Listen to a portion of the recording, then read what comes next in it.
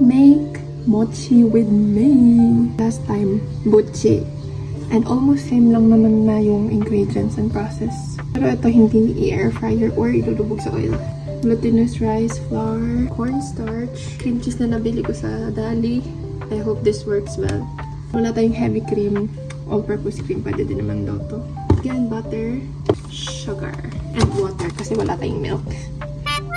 I am planning to do 2 color na separate na mochi. Isa yung plain na white. Isa yung may kulay.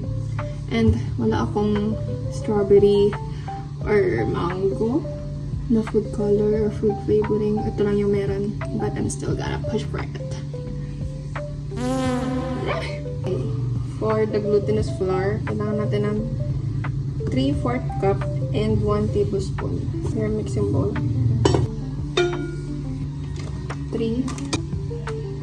20 grams na cornstarch or 2 tablespoon and 1 teaspoon. 2 sugar. 3 tablespoon, 1 teaspoon. 3. Okay, ito yung milk. Medyo mahal siya eh. Ang milk ay 3/4 cup. 1, 2, 3. Ang butter ay 1 and 1/2 tablespoon.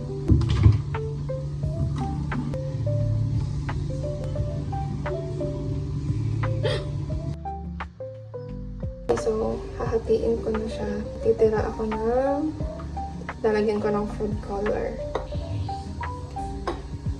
Gagawa pa ba ako ng purple? Huwag na. Gusto ko eh.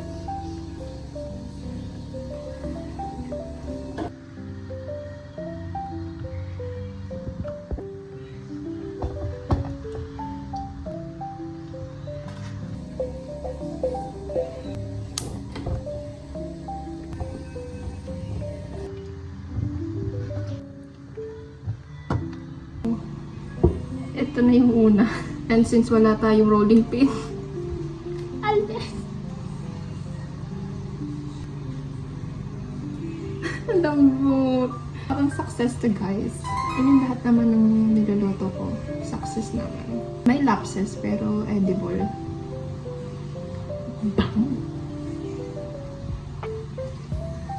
Oh! Wala akong jam and strawberry jam. Walang mangga dito sa bahay. Meron saging pero parang it will not fit. Look, parang it's bigger. But it's fine. Oh! Still sticking. Look, oh.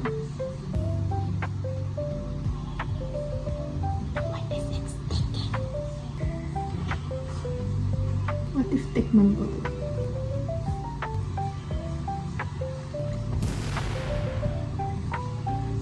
Anong dessert to? Sapin-sapin? Or-rest muna natin sila. And we will make the filling. Doon sa kabila. Okay, so while the dough is resting there, gagawin natin yung cream cheese filling. Actually, may Nutella filling din ako. Nasa freezer lang siya. And ito yung isang filling pa para sa ibang mochi. Para hindi lahat Nutella. Kasi 7 lang din yung dollops na nagawa ko. Tama ba, dollops? Yun. We need 50 grams of cream cheese or 3 tablespoons. Actually, natikman ko na siya. Binuksan ko siya. Natikman ko na siya. Okay naman. 1 cup and 2 tablespoons ng heavy cream. Pero wala tayong heavy cream, so we're gonna use Nestle all-purpose cream. 2 and 1/2 tablespoon of sugar. Okay.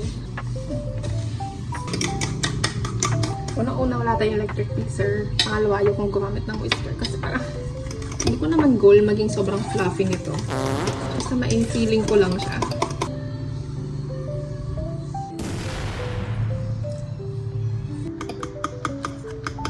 So, nandito na yung mga cold down mochi.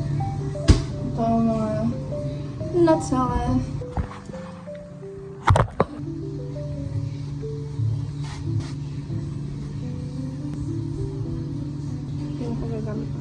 Tansya na lang.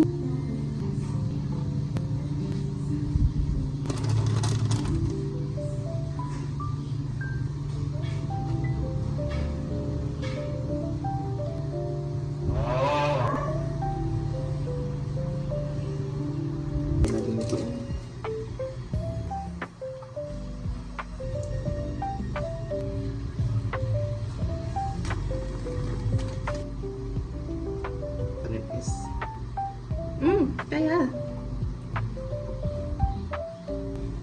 Si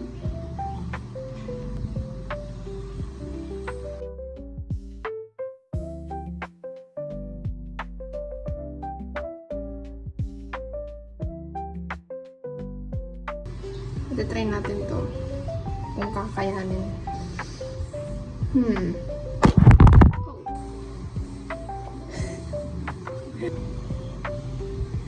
Oh. No. Oh my god. Damn. Oh.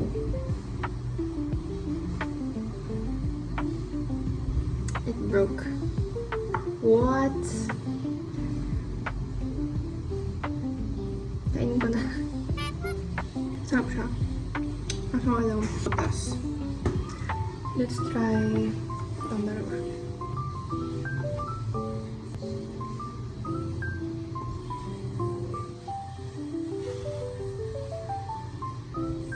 Oh. Dapat yata naka-whip talaga.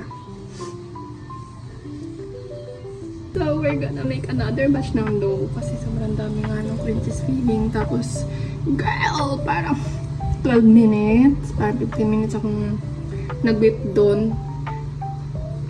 Pero hindi pa rin siya parang yung frosting na consistency. Medyo liquidy pa rin siya pero much better. So, hindi ko alam kung mag-hold on na yun mamaya.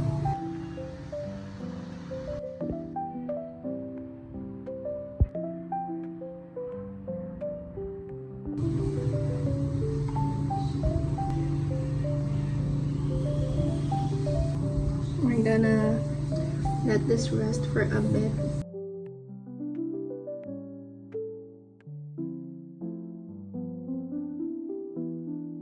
Okay, so we're gonna try now.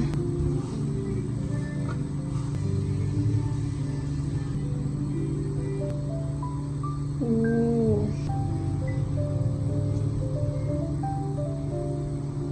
Damn, this is driving me crazy.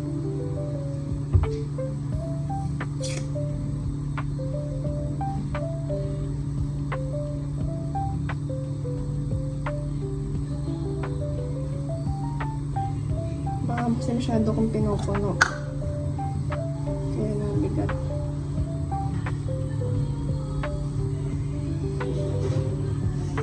Oh shit. This will not work.